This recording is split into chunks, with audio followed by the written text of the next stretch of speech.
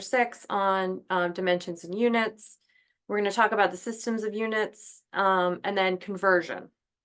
One thing that is a real pain in learning this in the US is we have multiple systems of units. And when you get into this after, a year or so of engineering school and then practice, is you're going to know all this stuff. You're going to be able to convert this stuff very quickly. There's a billion online resources where you just plug in numbers and it converts it for you.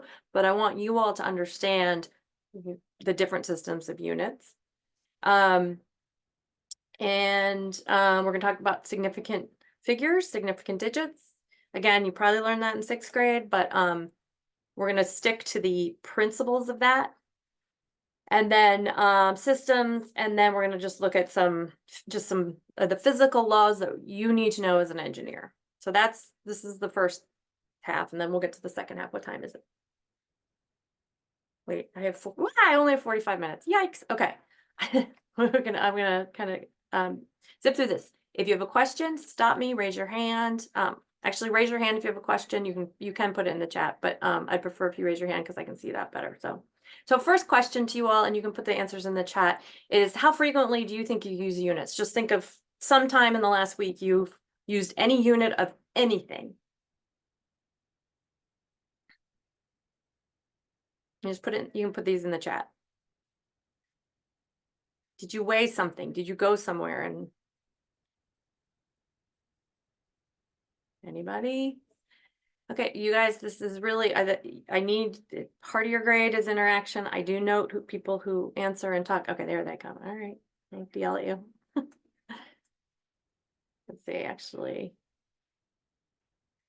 Okay, someone said every day. Molarity, all right. Okay. Okay, well, let's then ask the question, what are some units? Whoops. What are some units that you use? Distance between home and school, time. Yep, driving. Grams, okay. I see people are in chemistry class if they're using moles and joules. Calories, yep.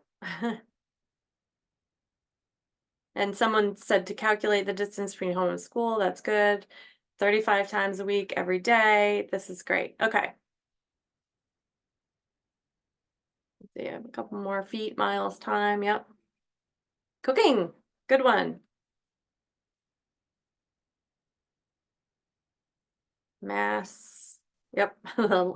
Somebody said the list is endless. All right. Great. So everybody understands the concept of a unit. So here are the concepts every engineer needs to know. Length, time, mass, force, temperature, electric currents, and energy and power. So today we're gonna focus on what are the units for each of these. These are the fundamental dimensions in terms of the physical quantities. Why do we need units? We need to measure things, right? I mean, you all just came up with a whole bunch of things. I need to know the distance, so maybe I can calculate how long it's going to take to get somewhere. And we need to learn how to divide these dimensions so that they're understandable. Like this example is 19 years versus 6,000,012 seconds, right? That doesn't mean anything usually. So we want to use the fundamentals. So, okay, so what are some fundamental dimensions? I think we've already covered that. Can somebody tell me in the chat, what is the difference between a dimension and a unit?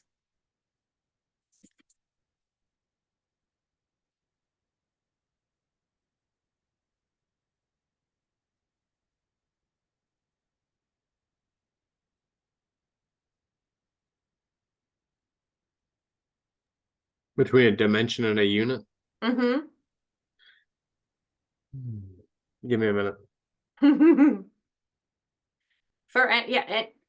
Well, yeah, okay, yeah. So I think Chloe's getting on to something that, yeah, okay. Thank you, Jonathan. Great Google search. You guys are so lucky that you have this stuff at your fingertips, but I do want you to remember it too. But yes, the unit is how the value of how you measure it. The dimension is the physical measurement. What they said. Okay. I think we'd named some units that we use every day already, right? Or no, we didn't. We talked about the sort of the dimensions. What's some units you use every day? Or I think a few people put that in the chat.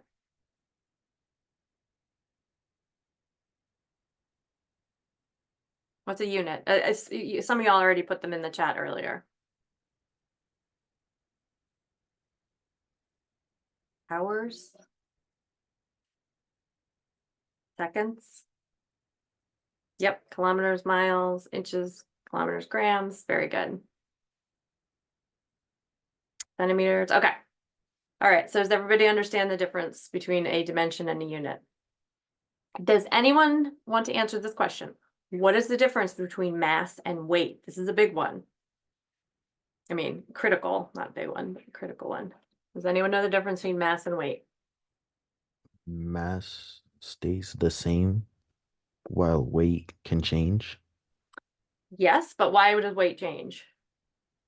like All right. gravity and stuff. Yep, I see the answer in the chat. Weight has to do with gravity and mass does not. Yep. So what is gravity? What does that turn mass into?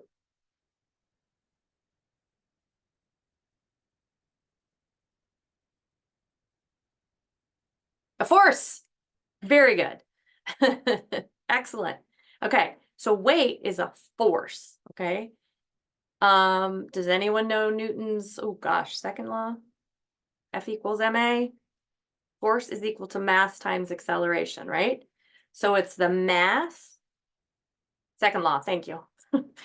Mass is, so force is weight, right? We're thinking of pounds, we're thinking of,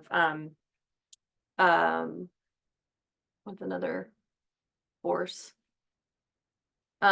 Versus a mass, which is the fundamental principle. So it's mass times the acceleration. So if we're looking on the Earth, right, and we're looking at weight, we're looking at the mass times the acceleration due to gravity. That's the weight.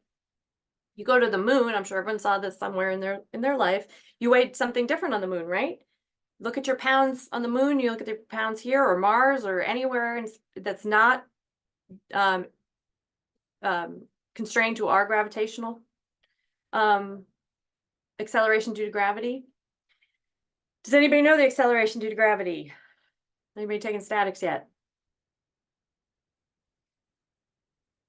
Yep, that's in metric. How about in English units?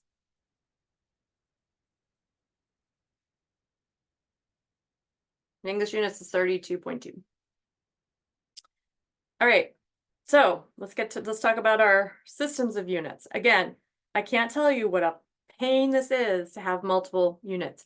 If you are going to engineering school in all but 2 other countries, right? I think we're down to 2 other countries. You're going to use the International System of Units, which is metric. Metric is easy. It is based on fundamental principles, which are in your book on oops,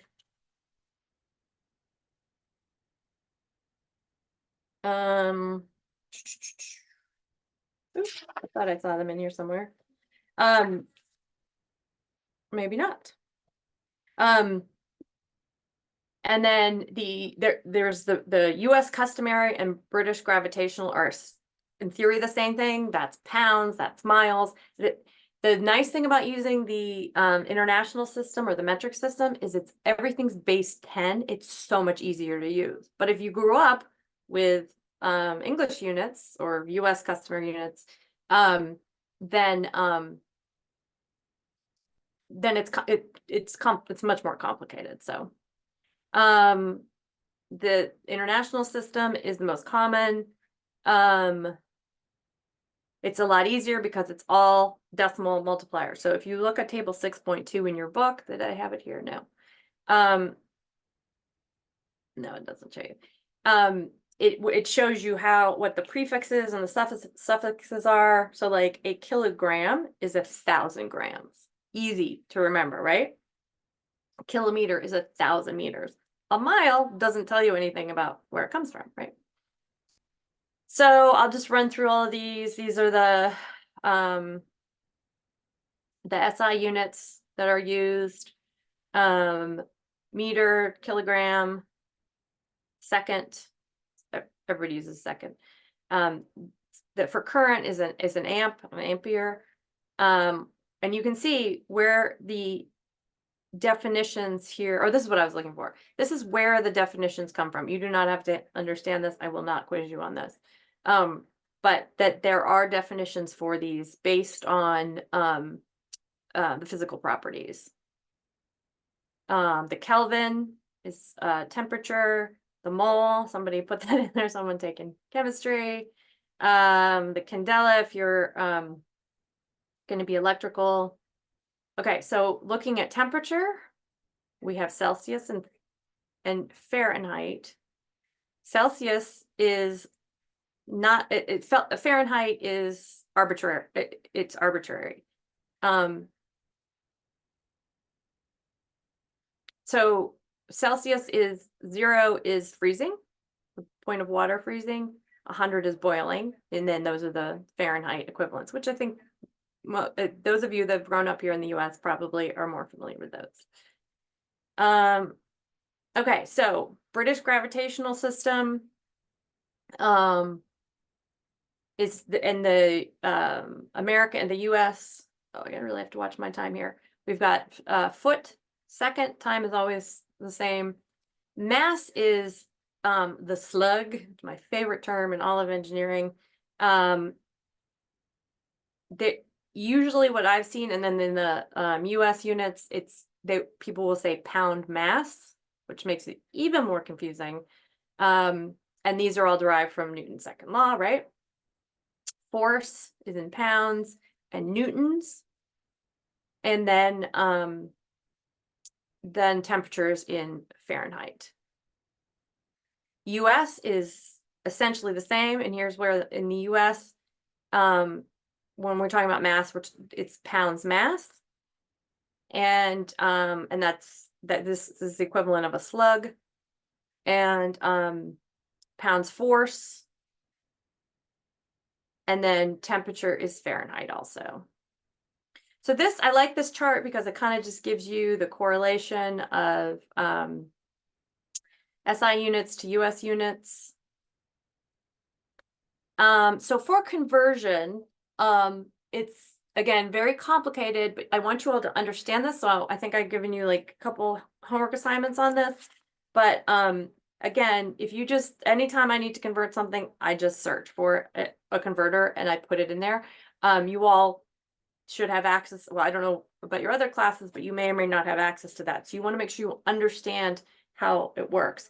And one thing that always helped me, let's see, the conversion tables are here. I want to make sure I refer you to the right things here. Table 6.6 in your book gives all the conversion factors. So you do not have to memorize those. I'm going to tell you as you go on through school, these are going to become ingrained in you.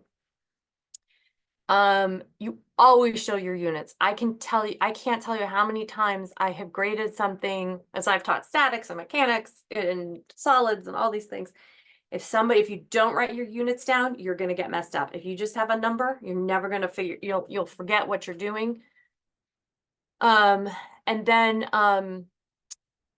okay, so that's it for conversion. So this is just a simple example of converting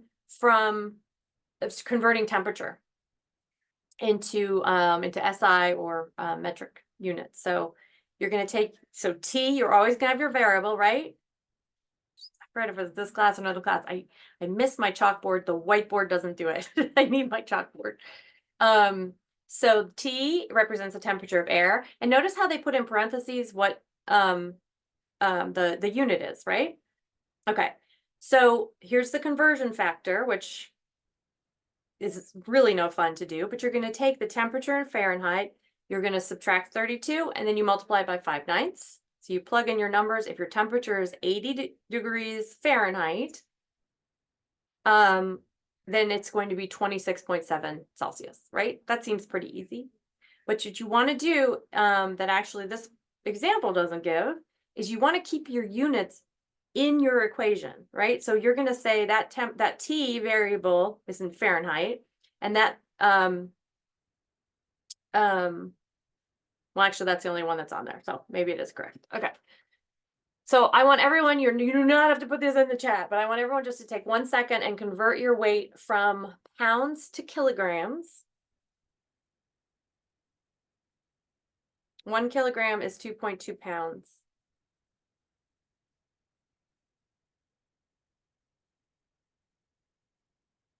And this is mass on the surface of the earth, for the record. Pounds.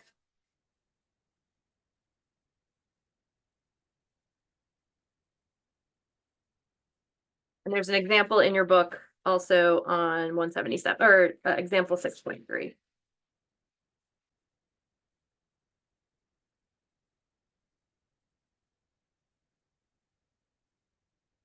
Thank you for sharing, Hunter. Okay.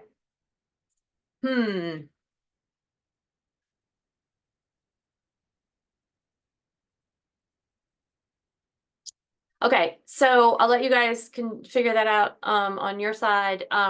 So what we want to make sure is that when we're doing an equation, both sides of the equation have the same dimensions to them. And this is how I got through engineering school, and this is my biggest tip to you, is that you want all your units to line up from one side of the equation to the other.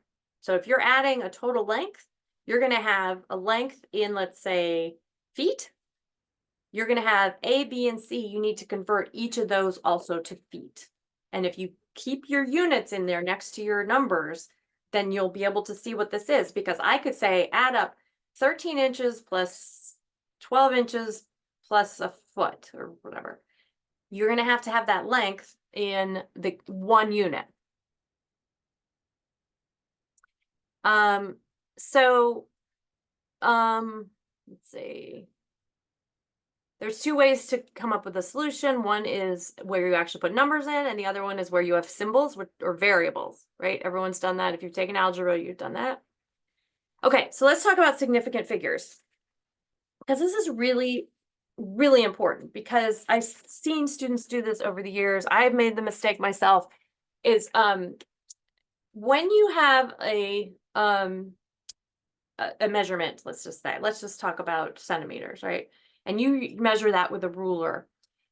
You need to figure out how far am I actually measuring this. You look at a centimeter with your visual eye, maybe you even use a, make it bigger than it is.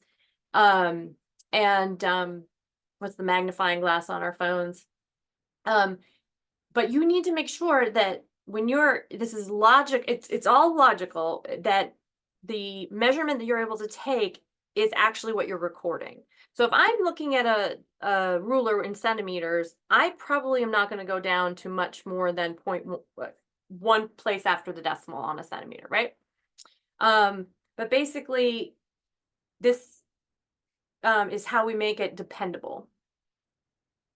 So here's an example of, what is this? This is temperature. Yes, this is temperature. So see this line right here? See this? So here is our thermometer. The red line goes here. So here's 70. Each of these is 2. So this would be 72, 4, 6, 8 to 80, right? Where is this line right here? What is the best I can measure that? So to be correct, the smallest division is 2. So I know I'm right around, I'm somewhere between 71 and 72. How close am I? It looks to me like I'm a little closer to 72. But the correct way to tell somebody this is, I can tell you this is around 71 plus or minus 1 degree, right? I could also say I might be able to read it into, if I'm eyeballing this, right? It's 1, would it be 71.8, something like that? But that's not accurate. How's it? Here's a pressure gauge right here. Let's see, this is 10. These are, this is 5, 6, 7, 8, 9. So what would you guys put this down for the best you can read this? Somebody put it, or put in the chat, what would you read here? 7.3, okay. Okay, we'll stick with 7.2. Yeah, so see how two people just gave different answers? Some 7.1, okay. I see an agreement. But it's still hard to tell. Is it really 7.3 or is it that's based on how everyone's perception is, right? So again, the correct way to actually answer this would be it's 7. You could say 7.1 plus or minus 0.5, something like that. So you want to be very careful about this. Okay, so let's go through significant digits. We've got each of these has 3 significant digits. So 175, there's a decimal place here, but no one's saying it's 0.0. So this could be 174.8, 175.2, something in there with rounding. This one is 3 significant digits because there's the decimal and they're showing you 1 place past the decimal. This one has 3 because it's 2 places past the decimal with 1, 2, 3. When you go to the right of the decimal place and you're looking at fractions of the unit, you're going to start the significant digits only go to right?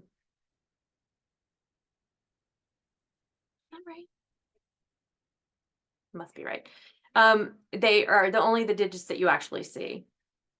So what is 1500? Is it 2 because there's no decimal point shown?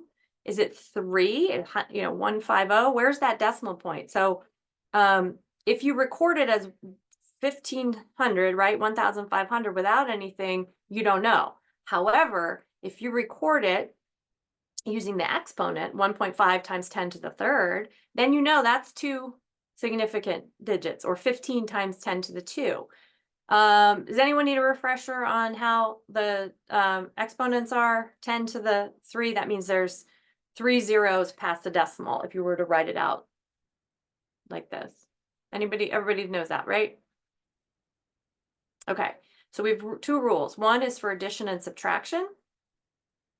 For addition and subtraction, you're going to round correctly when you add this up or subtract, but you're going to cut off your significant digits after the lowest one right here relative to the decimal place.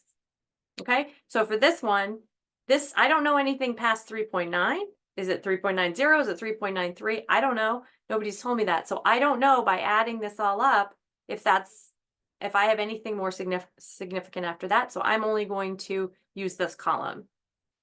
This place right here. Same thing on this one. 5, I don't know, is it 5.0? Is it, all I know is I have this one significant digit here, so I'm going to cut it here. For multiplication, you're essentially going to take you're going to multiply the whole thing out, like say here's what you put in and here's what your calculator spits out. In this case, you're going to have 5 significant digits here and 2 here. So when we record this, we're only going to use 2 significant digits. Does that make sense? If I don't hear anything, I'm assume everyone's good.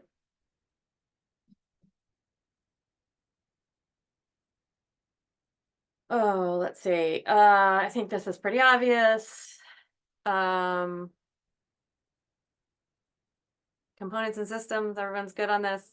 A well-designed engineering system should fit together. So we want to make sure, I don't think we're going into tolerances today, but we want to make sure that if I'm using my significant digits so that everything fits together. And then physical laws and observations. Laws are based on observation and experimentation, and those are used by mathematical formulas. So we talked about Newton's second law, right? Force is equal to mass times acceleration. Now that law works no matter what the units are, no matter what the significant digits are. That's a physical law. And so engineers use physical laws and principles to design and for everything we do. Here's an example. I think I already gave one, but second law of thermodynamics. Has anyone taken thermo yet?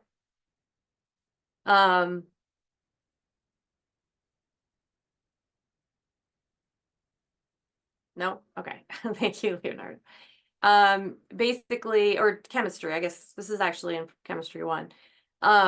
So here's the law. Heat flows spontaneously from a high temperature region to a low temperature region. So you put a hot object next to a cold object, the hot object gets cooler and the cold object gets warmer.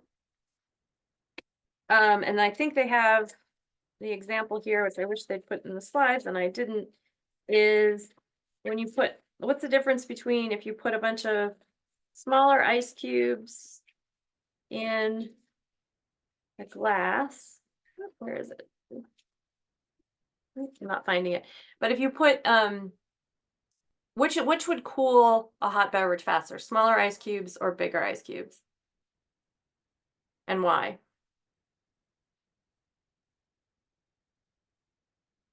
Anybody know?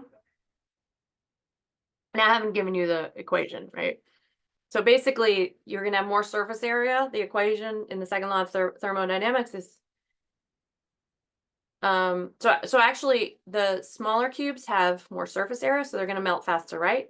Therefore the overall temperature is going to decrease faster.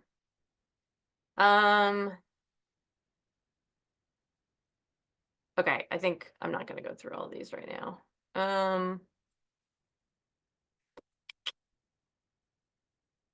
Physical laws don't necessarily describe every possible situation. Engineering correlations are based on experimental results. Okay. So let's look at, so any questions on that one?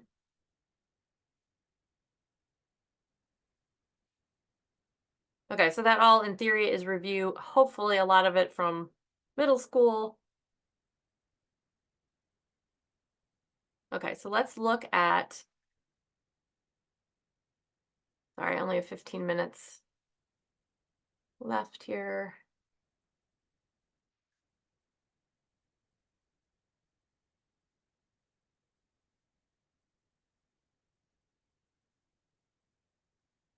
Okay, so let's now look at chapter 7, which is length. Let's go here. So length is a fundamental dimension. We derive out of length area and volume.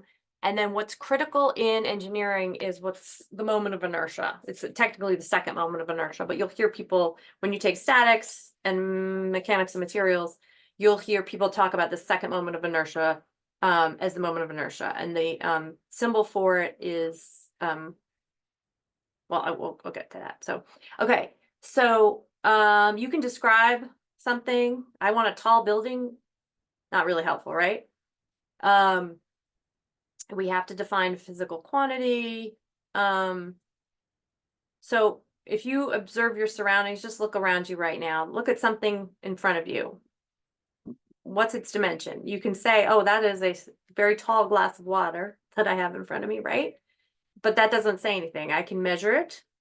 I can measure it precisely with, very precise measuring tools, or I can use a ruler and get a ballpark.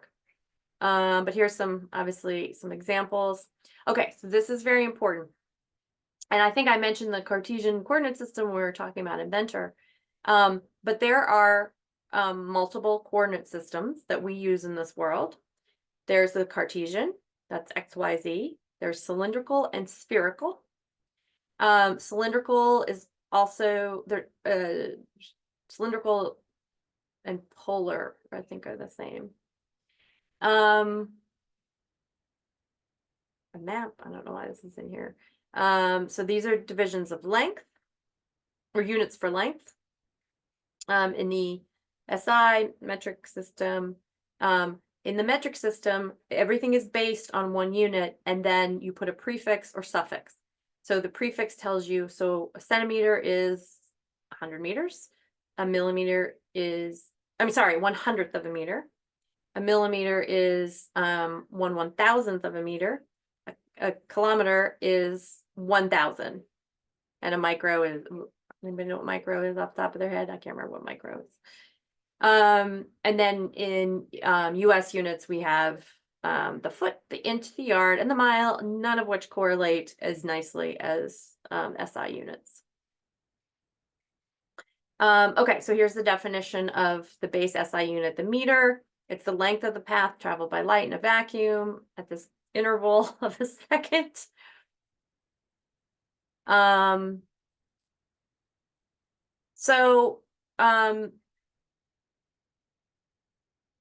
Here's an example of how can we determine the height of a building indirectly without measuring it. Well, nowadays we have our iPhone and we can measure. It's still not 100% precise, but basically we can use if y'all remember back to your trig, the rule of sines and the rule of cosines, right? Do y'all remember those? And the tangent as well.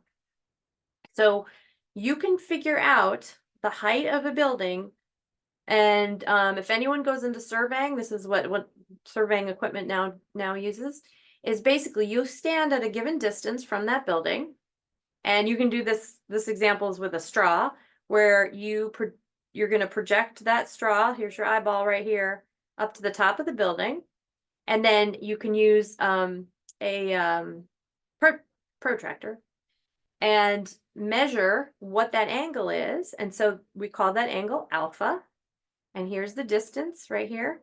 And then we have the sine rule, the cosine rule.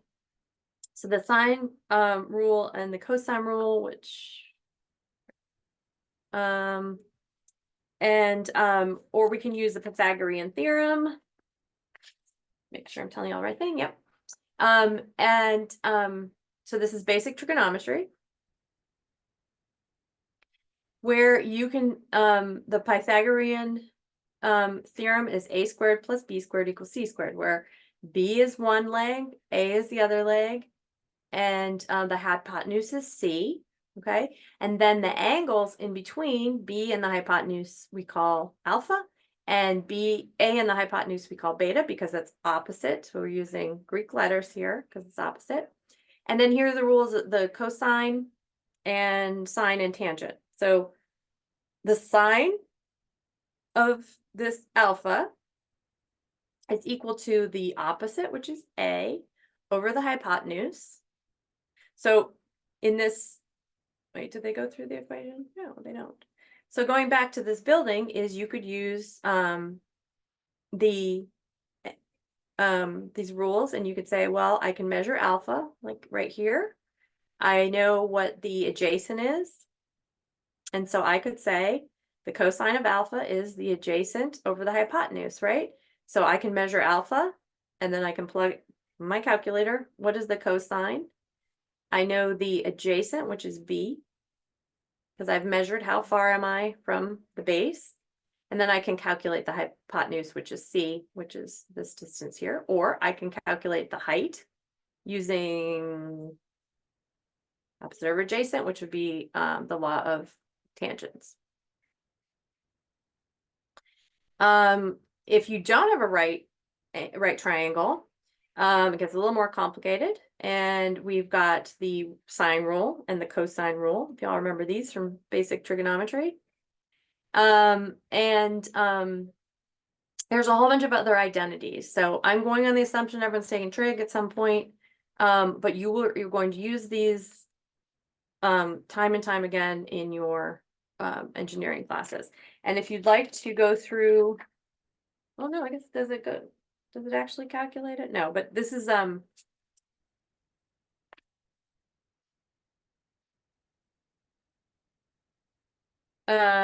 figure 7.5 in your book is that, and then it goes through all of these rules. So again, these are all rules that you want to have at your disposal and you want to know how to use. There's also a figure in the book 7.4 of surveying equipment, and the surveying tools actually use all of these principles. Okay, this is something that some of you might know, but frequently there's a nominal size and an actual size. So if anyone's ever done any building with wood, a 2x4 or 2x8 is not actually 2 inches by 8 inches. It's 1.5 by 7.5, and that should be inches. I can see they have a typo there.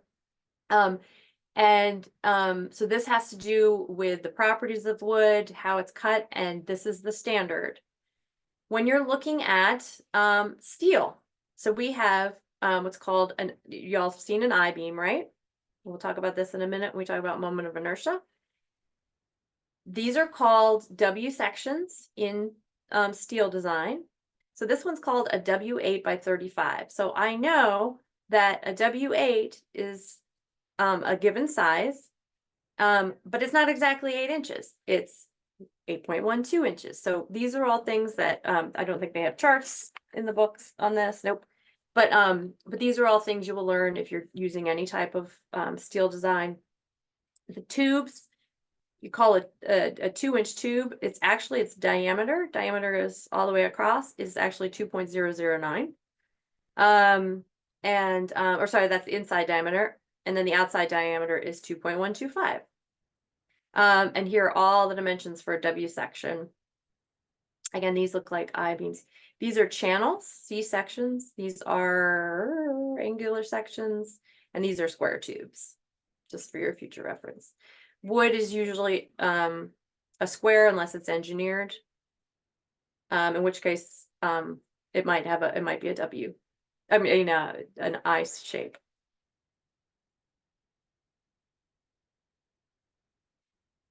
Let's see, what are we trying to say here? The ratio of two different lengths is unitless. So radians, I have no idea why this is throwing this in here right now. I thought because we're going to talk about area next. Okay, well, let's just skip right to area. So area is a derived, it's secondary physical quantity. It's length related, it's derived from length, right? It's critical in analysis. You need to know the area because frequently the area will tell you about the weight or the force. So, oh, here it is. Why does crushed ice cool drinks faster? I knew it was in here somewhere. Because of the thermodynamic laws, right? If you have more surface that has to do with the surface area, if you have more surface area, so if you have one big ice cube right here, if you break it up into pieces, it's going to have significantly more surface area. So your exposed surface is 4 times if it's broken into 8. I'm not gonna go into all these details right now, but air resistance, if you're going into aero especially, but automotive, anything like that. This is the drag coefficient.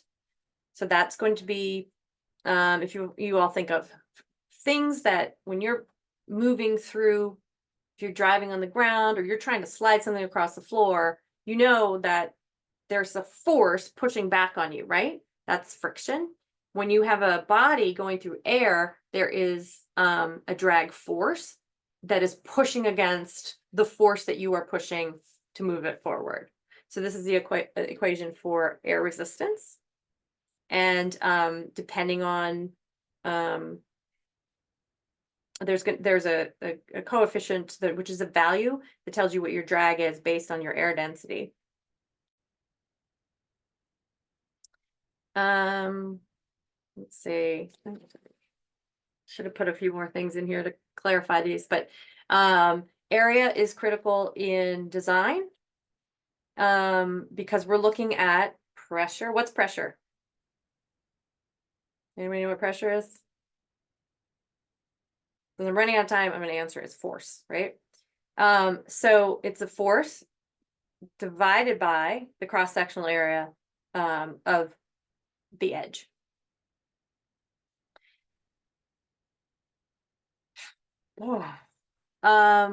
Surface area, these are different ways to approximate surface area. But since we've already been taught a very brief introduction to Inventor, we have lots of things out there that can calculate this for us. Okay, and then the last one is volume. Volume is also derived from length. These are going to be cubic. Length, width, and height, 3-dimensional. So area is 2-dimensional. Volume is 3-dimensional. So cubic feet, cubic meters, area is cubic or squared meters, square feet. Why do we need volume? This first one cracks me up because we live in a 3-dimensional world. It will relate to the density of a material to tell you how heavy it is, and lots of properties on how it can bend, which we'll talk about with moment of inertia in a minute. And then also has to do with buoyancy, which is fluid force. And buoyancy is not only with water, but with air. And this is just a brief introduction to buoyancy. The force of the buoyancy has to do with the density of the fluid. So you all know that the force would be higher, right? If you have a denser fluid. Think of the difference between, and this is all at zero, everything here you're looking at is the acceleration due to gravity. It has to do with the gravitational force. So 9.8 meters per second is at 0 sea level. So if you're looking at buoyancy in, below sea level or above sea level, that's going to change. And so it's dependent on both the volume of the object and then the factors that go into it are the density and the acceleration due to gravity. Okay, last topic, bear with me for just 2 extra minutes. I'm sorry to go over, is the moment of inertia. So this is critical. This is actually, the units are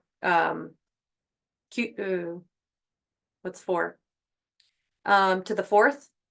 And what it's going to define, and again, you're going to learn this in statics and fluids and solids, is the higher the moment of inertia, the better the resistance to bending. And I think a W section or an I-beam is a great example. When the I-beam is in this direction, this is the axis of bending right here down the middle, right? Depending on, it has to do with the area, you're going to have higher resistance to bending or lower. And this is a good example right here, is we have a solid rod and you try to bend it. And here's, if you cut a section through, you've got the XY plane through here, right? Or yeah, the XY plane through the section. And see how that's got like a deeper area? And then you can compare that to bending, and what are they saying? A yardstick, which is a shallow area. You can just think of this logically. You take a metal rod, it's going to be a lot harder to bend than a yardstick. Now, if you flip the yardstick on its side, it's going to be harder to bend than if it's flat, right? I think I gave you I'm out of time for an example, but I think I gave you at least one homework exercise on moment of inertia. So I would like for you guys to just take a look at the equation is 1/12 the width times the height cubed. So there's on, where is it? This is on page 233 and 234. They calculate a rectangle and a circle, and then they look at the actual calculation based on a W section. And and there's an example 7.5 that calculates it for a circle, because it's a slightly different equation, so.